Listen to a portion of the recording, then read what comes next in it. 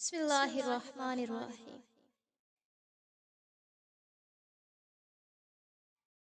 جھوٹے کے لیے یہ سماج جھوٹا اور سچے کے لیے سچا ہے۔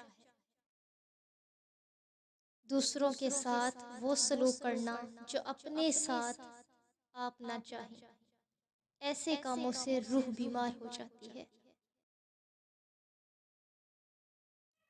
دل کسی سے کتنا بھی خفا ہو جائے، تم خاموش ہو جانا، لیکن بے ادبی نہ کرنا۔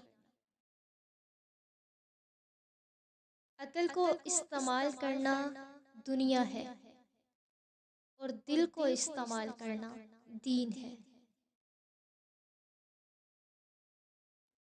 جس کو آپ یاد کر رہے ہیں وہ بھی کسی نہ کسی صورت میں آپ کو یاد کر رہا ہے۔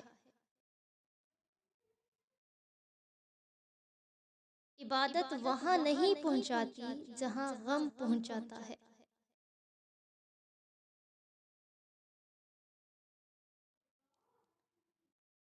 مشکل وقت کوشش سے نہیں نکلتا، یقین سے نکلتا ہے۔ دل کا موم ہونا اللہ کا قرب ہے۔ جن لوگوں نے مشکلات کا بیان لوگوں کے سامنے کیا، دراصل انہوں نے اپنی مشکلات میں اضافہ کیا۔ اللہ تعالیٰ آپ کو اپنے آپ سے بچائے، آپ ہی اپنے دشمن ہو۔ اللہ تعالیٰ ان چیزوں کا شوق نہ دے جو اللہ کے شوق میں رکاوٹ ڈالتی ہیں۔ اس سے پہلے کہ ہم سے سب کچھ چھن جائے، ہمیں بہت کچھ چھوڑ دینا چاہیے۔ ہر عبادت کی قضا ہے، لیکن انسانی دل توڑنے کی کوئی قضا نہیں۔ خوشی نہ رہی تو غم کب تک رہے گا، اسی لیے غم کو بھی 4 دن کا میلہ سمجھ کر گزار لو۔ بندہ نہیں رہتا تو غم کہاں سے رہے گا۔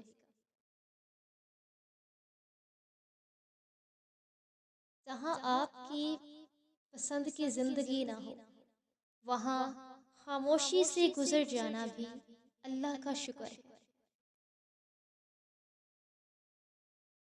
آپ کے ساتھ اگر کسی انسان نے زیادتی کی ہے تو اس کے 2 فیصلے ہیں، یا تم اس کا فیصلہ کر لو یا اللہ کے حوالے کر دو۔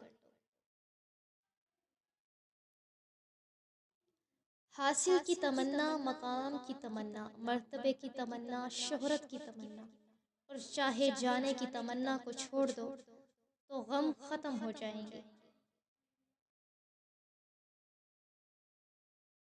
آپ برداشت کرنا سیکھ جاؤ اور معاف کرنا سیکھ جاؤ تو ڈپریشن ختم ہو جائے گا۔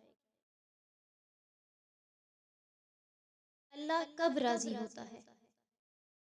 جب آپ ایک دوسرے کو راضی رکھیں۔